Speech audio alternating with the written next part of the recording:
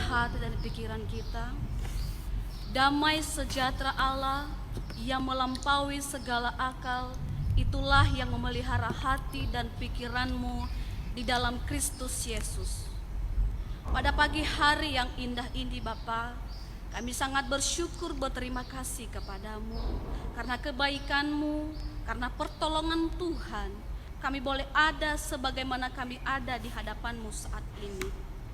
Keberadaan kami di tempat ini Tuhan, kami ingin sekali, haus sekali dengan firman-Mu. Oleh sebab itu, sebelum kami mau membaca dan merenungkan firman-Mu, berkati setiap kami, hati dan pikiran kami, biarlah fokus kepada Tuhan, sehingga firman-Mu yang akan kami baca dan renungkan boleh menjadi kekuatan bagi kami. Tuhan, yang akan memberitakan firman-Mu, dia tidak memiliki hikmat bijaksana. Oleh sebab itu, urapi dan naungi dia Roh Kudus-Mu, sehingga apapun yang ia sampaikan dapat menjadi kekuatan dan berkat bagi kami semua. Segala kuasa kegelapan, kuasa setan akan mengganggu, mengusik ibadah ini, kami satu hati, kami tolak, kami usir hanya di dalam nama Yesus Kristus. Terima kasih Bapa, di dalam dan demi nama Yesus kami berdoa dan mengucap syukur. Amin. Bapak Ibu yang dikasihi dalam nama Tuhan Yesus, firman Tuhan yang menjadi perenungan kita di pagi hari ini terkutip dari Mazmur pasal 25 ayat pertama sampai ayatnya yang ke-10. Sekali lagi, kitab Mazmur pasal 25 ayat pertama sampai ayat yang ke-10. Beginilah firman Tuhan di bawah perikop doa mohon ampun dan perlindungan. Dari Daud, kepadamu ya Tuhan kuangkat jiwaku. Allahku, kepadamu aku percaya. Janganlah kiranya aku mendapat malu. Janganlah musuh-musuhku beria-ria atasku. Ya, semua orang menantikan engkau takkan mendapat malu. Yang mendapat malu ialah mereka yang berbuat khianat dengan tidak ada alasannya. Beritahukanlah jalan-jalanmu kepadaku ya Tuhan, tunjukkanlah itu kepadaku. Bawalah aku berjalan dalam kebenaran-Mu dan ajarlah aku, sebab Engkaulah Allah yang menyelamatkan aku. Engkau ku nanti-nantikan sepanjang hari. Ingatlah segala rahmat-Mu dan kasih setia-Mu ya Tuhan, sebab semuanya itu sudah ada sejak purbakala. Dosa-dosaku pada waktu muda dan pelanggaran-pelanggaranku janganlah kau ingat. Tetapi ingatlah kepadaku sesuai dengan kasih setia-Mu oleh karena kebaikan-Mu ya Tuhan. Tuhan itu baik dan benar. Sebab itu ia menunjukkan jalan kepada orang yang sesat. Ia membimbing orang-orang yang rendah hati menurut hukum. Dan ia mengajarkan jalannya kepada orang-orang yang rendah hati. Segala jalan Tuhan adalah kasih setia dan kebenaran bagi orang yang berpegang pada perjanjiannya dan peringatan-peringatannya. Yang menjadi tema kepada kita pada minggu ini yaitu Tuhan menunjukkan jalan kepadaku. Sekali lagi, Tuhan menunjukkan jalan kepadaku. Saya sapa Bapak, Ibu, dan Saudara semua. Shalom. Shalom. Bapak Ibu yang dikasihi dalam nama Tuhan Yesus, selagi kita masih hidup di dunia ini dan selagi kita disebut sebagai manusia, maka masalah juga merupakan bagian dari hidup kita yang selalu datang tanpa diundang. Walaupun juga kadang-kadang kita sebagai manusia ini yang seharusnya masalah itu tidak ada, tetapi kita mengadakan masalah. Tetapi itu kembali kepada pribadi kita sendiri. Bapak Ibu yang dikasihi dalam nama Tuhan, masalah tidak bisa ditentang. Masalah tidak bisa dibiarkan. Masalah itu bukan dicuekin, ya. Apalagi kalau kita melarikan diri dan tidak mau menerimanya. Akan tetapi dalam firman Tuhan yang kita renungkan saat ini, kita akan melihat pemazmur bagaimana ia bersikap ketika ia sedang dalam masalah dan sedang dalam keadaan tidak baik-baik saja. Apa yang pemazmur lakukan?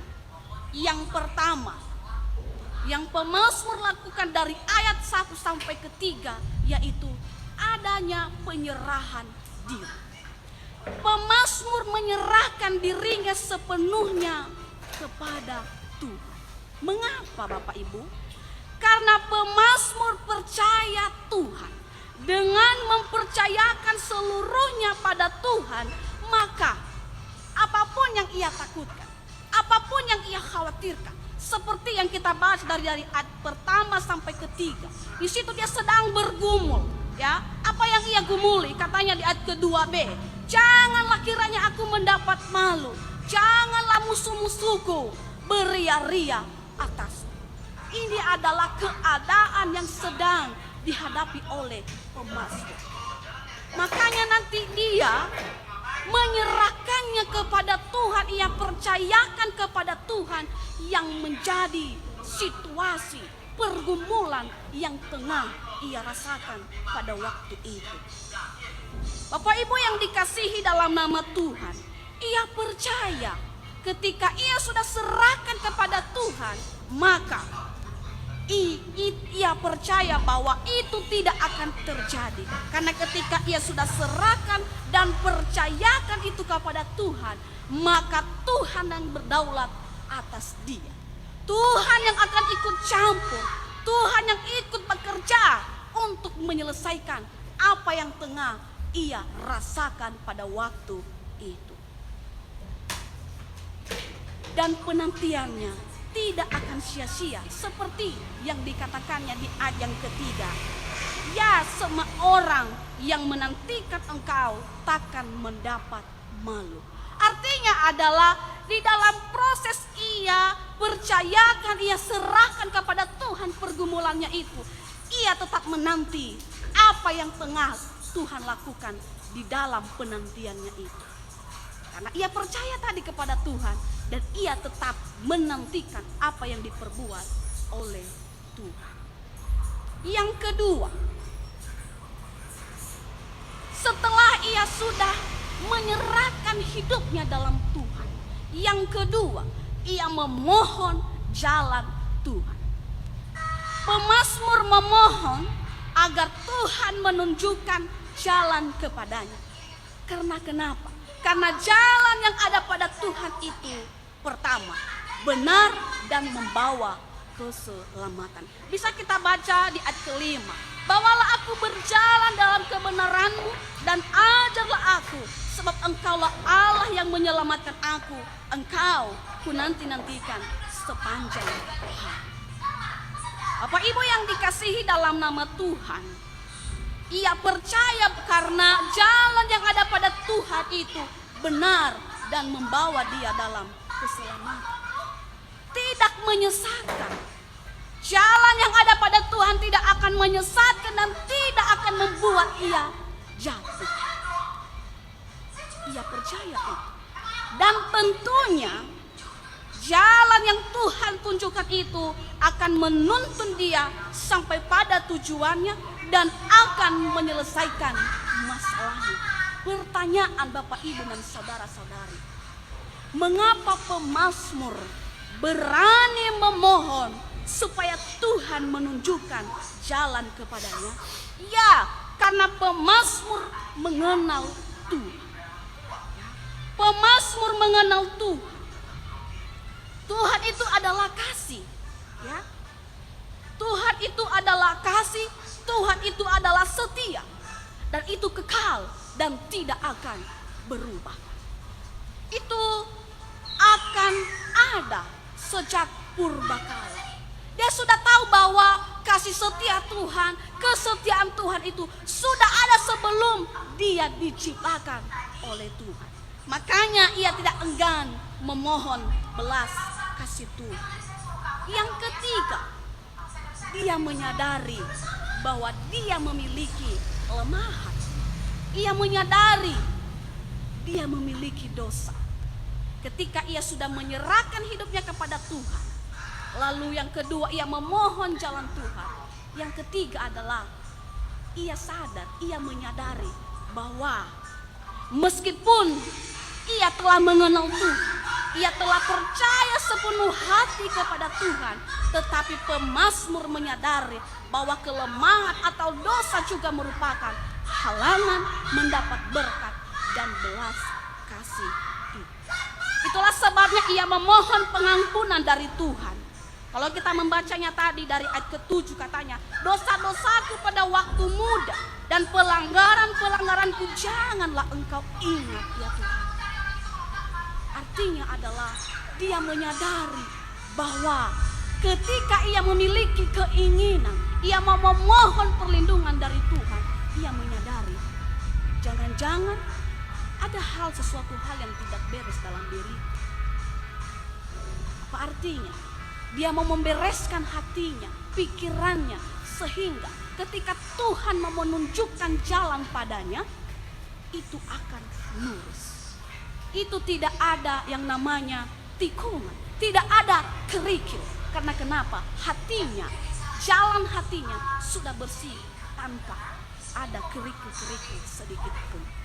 Bapak Ibu yang dikasihi dalam nama Tuhan, pemazmur memohon supaya Tuhan mengingat dia sesuai dengan kasih setianya. Kenapa? Kalau kita lihat di sini, pemazmur ini sungguh memiliki karakter yang sangat-sangat rendah hati. Dia memiliki kerendahan hati. Dia tidak congkak, dia tidak sombong karena dia sudah mengenal Tuhan. Ia tetap rendah hati. Bapak Ibu yang dikasihi dalam nama Tuhan, karena Tuhan itu baik dan Tuhan itu benar. Oleh karena itu, pemazmur percaya bahwa di dalam kelemahannya itu, di dalam keberdosaannya itu, ketika dia sudah mengakui bahwa dia lemah, bahwa ia tidak bisa tanpa Tuhan, bahwa dosa menjadi penghalang berkat baginya, maka ia percaya bahwa Tuhan menolongnya dan menunjukkan jalan padanya, yaitu jalan yang benar. Tuhan akan membimbing, Tuhan akan mengajarkan dia pada jalan yang Tuhan kehendaki. Sekali lagi, Tuhan akan membimbing, Tuhan akan mengajarkan pada jalan yang Tuhan kehendaki dan bukan jalan yang sesuka hatinya. Bapak Ibu yang dikasihi dalam nama Tuhan, tetapi bagi orang yang mau taat, tunduk dan setia padanya. Ketika pemazmur ini dia mau tunduk, dia mau setia, dia mau melakukan, maka Tuhan akan menunjukkan jalannya pada pemazmur. Dan begitu juga dengan kita saat ini. Amin. Oleh sebab itu Bapak Ibu yang dikasihi dalam nama Tuhan, berbanding terbalik dengan realitas saat ini, tidak banyak manusia saat ini ketika ada masalah, ia pergi datang mencari Tuhan. Realita adalah masalah itu dicuekin, ya. Masalah itu dia tidak mau peduli, dia tidak mau tahu, bahkan dibiarkannya begitu saja sehingga masalah itu semakin menumpuk. Dan apa yang terjadi akhirnya? Dia tidak tahu apa yang harus dia perbuat. Itu adalah realita kehidupan kita. Sering sekali kita mengabaikan masalah sepele, masalah kecil. Bahkan contoh kecil dalam hidup kita. Sering sekali kita menyepelekan kerikil kecil itu ketika kita membawa kendaraan kita. Kita tidak tahu bahwa meskipun itu adalah kerikil kecil, tetapi kalau kita menggilas kerikil itu, maka bisa saja motor kita slip dan akhirnya kita jatuh. Begitu juga dengan masalah-masalah yang ada dalam hidup kita ini. Baik masalah kecil, masalah besar, perlu yang namanya penyelesaian.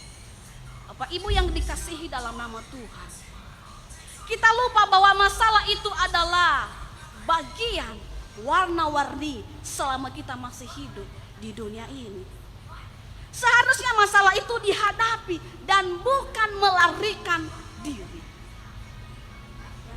Masalah itu dihadapi bukan melarikan diri. Terkadang kita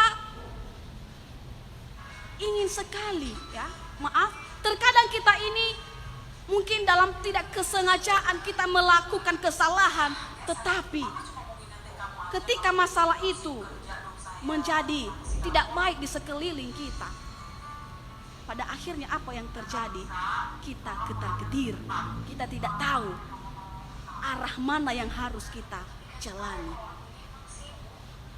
Sering sekali Bapak Ibu yang dikasihi dalam nama Tuhan, kita mengabaikan hal itu. Kita lupa bahwa masalah itu tidak akan ada habis. Kita seringkali lupa bahwa ketika masalah hari ini sudah selesai, maka besoknya lagi ada masalah. Kita lupa akan hal itu. Makanya nanti masalah itu semakin bertumpuk.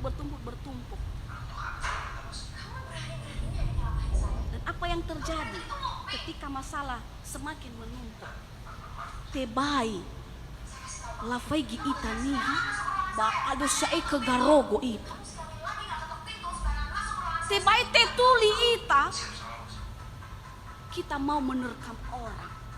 Kita tidak bisa mengendalikan diri kita. Kita tidak lagi mempunyai rem dalam kehidupan kita. Karena kenapa? Menyepelekan masalah kecil. Bapak Ibu yang dikasihi dalam nama Tuhan, kenapa hal itu terjadi? Karena kita tidak mencari Tuhan. Kita tidak mencari Tuhan ketika kita sedang dalam keadaan masalah. Kita hanya mengandalkan kekuatan kita sendiri, mengandalkan kedudukan kita, mengandalkan jabatan kita, mengandalkan kekayaan kita, keuangan kita, harta yang kita miliki, sehingga akhirnya kita lupa bahwa semua itu tidak bisa menolong kita ketika kita sedang dalam keadaan masalah. Kita lupa berharap dan mengharapkan kekuatan Tuhan. Kita lupa bahwa kita tidak mampu menolong diri sendiri. Dan kita lupa bahwa sumber penolong kita sesungguhnya adalah Tuhan dan bukan apa yang ada pada kita. Tak udah liga fefu ngawal hadiah iya. Dan kita lupa bahwa apa yang kita miliki itu bersumber dari Tuhan. Kita melupakan keberadaan Tuhan di dalam hidup kita. Bapak Ibu yang dikasihi dalam nama Tuhan, untuk menutup renungan kita ini, bagaimana juga Tuhan menunjukkan jalannya pada kita, seperti tema yang dikatakannya pada hari ini. Tuhan menunjukkan jalan kepada. Yang pertama, buka hatimu. Buka hatimu lalu berdoa dan datang mencari Tuhan. Apa artinya? Yaitu kita sadar bahwa satu-satunya penolong dan kekuatan kita adalah Tuhan sendiri. Bapak Ibu, contoh kecil dalam kehidupan kita sehari-hari. Ketika kita sakit, kita pergi ke mana? Kita makan obat dan kita pergi ke rumah sakit. Ya. Itu menolong kita. Tetapi kalau Tuhan tidak memberkati apa yang kita konsumsi, apa yang dikerjakan oleh para dokter, oleh para suster, maka itu tidak akan terjadi. Jadi artinya kendali kita, andalan satu-satunya adalah Tuhan itu sendiri. Kedua, kita harus membereskan kotoran-kotoran yang ada di dalam hati kita. Kotoran-kotoran yang ada dalam pikiran kita. Kotoran-kotoran di sebelah rumah kita, anak kita, terhadap suami kita, istri kita, saudara kita. Kita harus membereskan itu, baru kita harus menghadap Tuhan. Ketiga, kita harus menaruh harapan padanya dan percaya bahwa apapun jalan yang Tuhan tunjukkan itu tidak akan menyesatkan kita. Manusia bisa menyesatkan kita, Bapak Ibu. Ya. Manusia bisa menyesatkan kita. Saya tidak tahu kalau Bapak Ibu dan Saudara pernah menggunakan Google Map. Kadang-kadang Google Map ini dia menyesatkan kita. Padahal kiri kanan kita itu adalah lembah, ya, jurang. Tapi apa katanya? Belok ke kiri. Tetapi Tuhan, karena kita adalah anaknya, karena kita adalah pilihannya, umatnya yang sangat Ia kasihi, Ia tidak akan membiarkan kita tersesat. Ia tidak akan membiarkan kita jatuh. Bahkan ketika pun kita jatuh, apa yang dikatakan lagu? Dia, meskipun aku jatuh, terletak. Maaf, ketika aku jatuh, tetapi itu tidak sampai tergeletak. Artinya adalah Tuhan selalu menopang kita dari belakang. Amin. Yang keempat, kita harus memiliki hubungan yang intim. Dan kita sudah mengenal Tuhan dengan sangat baik. Untuk apa kita memohon perlindungan, kekuatan dari Tuhan, sementara ketika kita belum mengenal siapa Tuhan? Yang artinya adalah iman kita adalah hanya iman sementara. Tidak bisa, Bapak Ibu. Kita harus betul-betul mengenal Tuhan.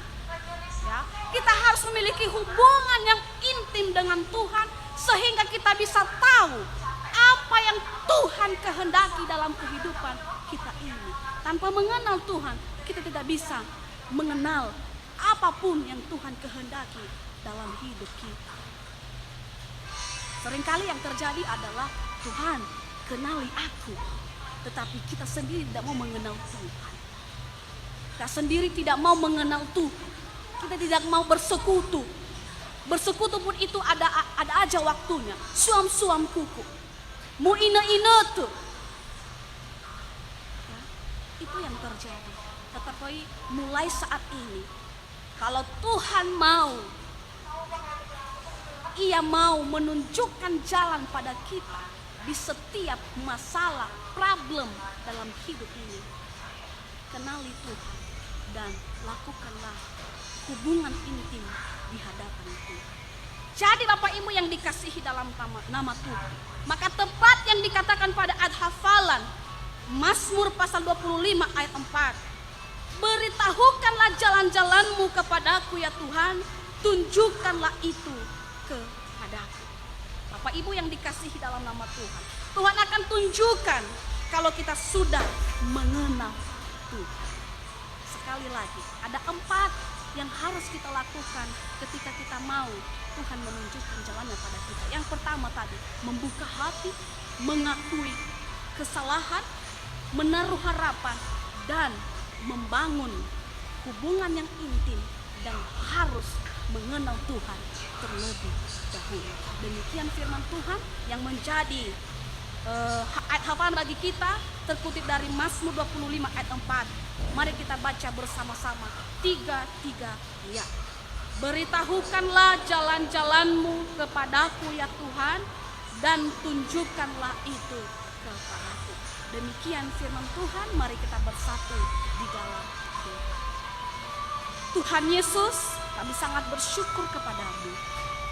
Jikalau di pagi hari ini Tuhan mengingatkan kami agar kami senantiasa dapat mengenal Tuhan, membangun hubungan yang intim, sehingga apapun yang kami inginkan dalam hidup ini, bahkan ketika kami dalam keadaan masalah Tuhan, kami bukan mencari yang lain, tetapi kami datang dan